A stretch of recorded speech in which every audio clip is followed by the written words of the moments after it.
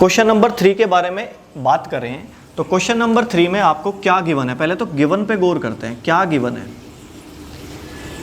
A B C D is a parallelogram. देखिए अपनी textbook में लिखा होगा A B C D is a parallelogram. A B C D अगर parallelogram है तो पैरेललोग्राम में अपोजिट पेयर पैरेलल होते हैं। A B parallel D C के होगा and A D parallel B C के होगा। पैरेललोग्राम में एक चीज़ और होती है कि ए बी अपोजिट लेंथ आपस में बराबर भी होती हैं, डी सी के बराबर होगा और ए डी बी सी के बराबर होगा। ठीक है जी, कहने का मतलब है ए बी और डी सी पैरेलल होंगी, ए बी और डी सी इक्वल भी होंगे, ए डी और बी सी पैरेलल भी होंगी और ये पेयर आपस में इक्वल भी होगा। जब लाइनें पैरेलल होती हैं तो क्या क्या ध्यान रखना है मुझे? चलो वो भी जो ध्यान रखना है उसके बारे में भी बात करेंगे। अभी दूसरी कंडीशन पढ़ लेते हैं। क्या गिवन है? बोला गया है कि ए सी डायगोनल जो है वो एंगल ए को बाइसेक्ट करता है। ए सी बाइसेक्ट एंगल ए। इसका मतलब मैं यहाँ पे जो मैंने नेमिंग कर दी, इनकी नाम रख दिए अपनी आसानी के लिए लिख के, नहीं तो इसको इस वाले एंगल को मुझे लिखना पड़ता बी ए सी, तो मैंने इस एंगल को 1 नाम दे दिया, इसको 2 नाम दे दिया, तो मैं कहूँगा कि एंगल 1 इक्वल्स टू एंगल 2। ये गिवन में पढ़ा जाएगा क्योंकि ए सी बाइसेक्ट करती है एंगल ए को, तो ये दोनों पोर्शन इक्वल। अपनी आसानी के लिए मैंने फिगर में नाम डिनोट कर दिए, तो मैं लिख सकता हूँ 1 और 2 आपस में इक्वल है। क्या प्रूव करना है? टू प्रूव, हमें प्रूव करना है कि ए सी एंगल सी को भी बाइसेक्ट करता है।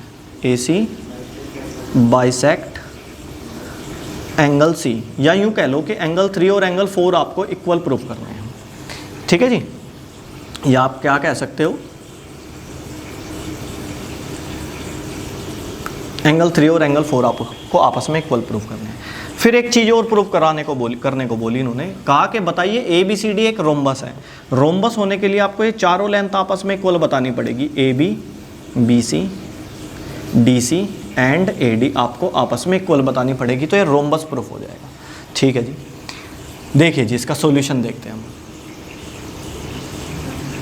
सॉल्यूशन देखिए, आपको पता है कि ए बी लेंथ और डी सी लेंथ आपस में पैरेलल है। जब दो लाइनें आपस में पैरेलल और कोई ट्रांसफर लाइन उसको काट रही हो तो जहाँ पर भी जेड बन रहा हो आपको वो एंगल आपस में इक्वल दिखाई देंगे। Angle 3 equals to angle 4 alternate interior angle की वजह से आपको दिखाई देगा। आप इस बात को कहोगे कि A B parallel D C, so angle 3 equals to angle 4, sorry angle 1, angle 3 equals to angle 1 किस वजह से?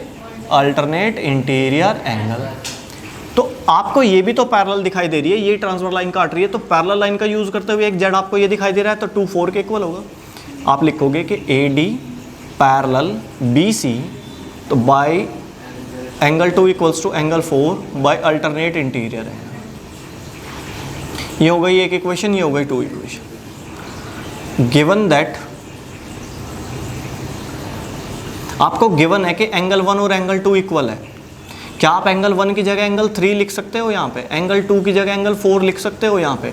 ये आप यूज़ करोगे, ये तो लिखोगे आप गिवन, उन्होंने क्वेश्चन में गिवन किया है। और ये वाली कंडीशन आप किस वजह से लिख रहे हो?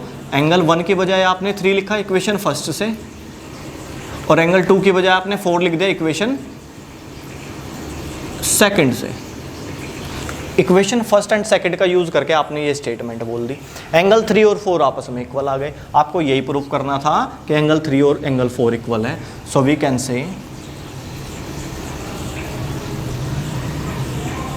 Can say that A C bisect angle सी।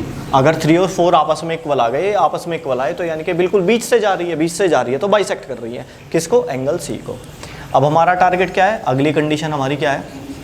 अब अगली कंडीशन हमारी है कि सारी लेंथ आपस में इक्वल बतानी है, ये सब आपस में इक्वल बतानी है।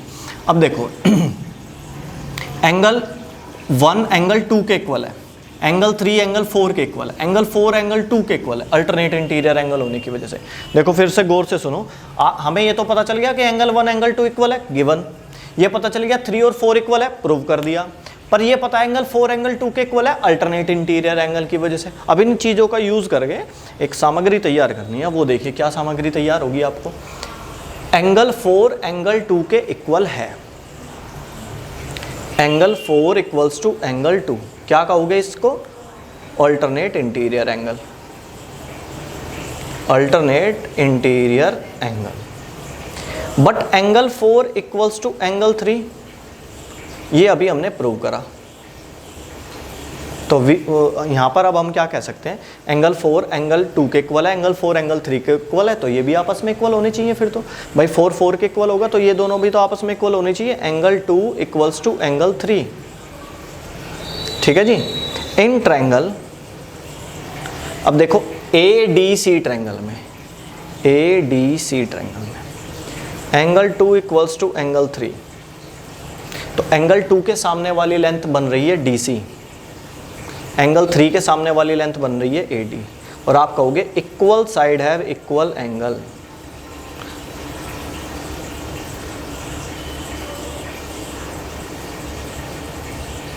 किसी भी ट्रायंगल में अगर दो साइड इक्वल हैं तो उनके सामने के अपोजिट एंगल इक्वल होते हैं।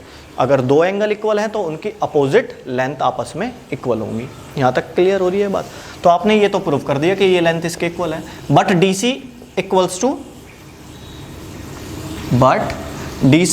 To AB and AD equals to BC, ये क्या है, गिवन है। सो वी कैन से,